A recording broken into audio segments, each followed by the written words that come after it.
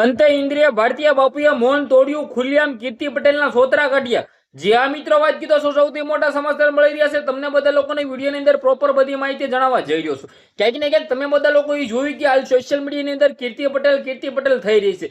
શા માટે થઈ રહી છે? તેને ખાલી એક મુરગી કુંડની અંદર સ્નાન કરી નાખ્યું। હવે ક્યાંક ને ક્યાંક તમે બધા લોકો એ જોયું, જ્યારે ભગવા કપડા પહેરીને 15 તારીખ નહીં પરંતુ 14 તારીખના રોજ કીર્તિ પટેલ સ્નાન કરવા જાય છે અને ત્યારે જે થાય છે, કીર્તિ પટેલે ખુલ્લેઆમ કહ્યું કે હું આરોપી નથી।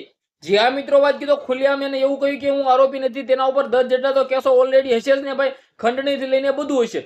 પરંતુ ક્યાંક ને ક્યાંક કીર્તિ પટેલે સ્નાન કર્યા બાદ હાલ સોશિયલ મીડિયાની અંદર એટલો બધો વિવાદ છવાયો છે કે તેના વિશે વાત જ ના કરો। કીર્તિ પટેલ પોતે ક્યાંક ને ક્યાંક ઇન્દ્રિય બાપુ ભારતીય સહિતને ખુલ્લેઆમ કહી રહ્યા છે। તમે બધા લોકોએ જોયું, ઘણા બધા એવા વિડીયો વાયરલ થયા છે એમની અંદર ખુલ્લેઆમ ઢોંગી એવા શબ્દ કાઢી રહી છે, ઇન્દ્રિય બાપુને બદલે ઈંડા એવું કહી રહી છે। હવે ક્યાંક ને ક્યાંક કીર્તિ પટેલ ખુલ્લેઆમ સોતરા કાઢી રહી છે, એક બાજુ વિરોધ કરી રહી છે, પરંતુ અત્યાર સુધી ઇન્દ્રિય ભારતીય બાપુ કેમ ચૂપ છે? ક્યાંક ને ક્યાંક તમે બધા લોકોએ જોયું કે સોશિયલ મીડિયાનો જમાનો છે અને કીર્તિ પટેલ જ્યાં પણ વિવાદ આવે છે ત્યાં બોલતી હોય છે। હવે ઇન્દ્રિય ભારતીય બાપુને એમ છે કે આ તો ભાઈ બોલ્યા રાખીએ, આના ધંધો જ એ છે કે ભાઈ સોશિયલ મીડિયાની અંદર જ્યારે વિવાદ થાય ત્યારે બોલવું।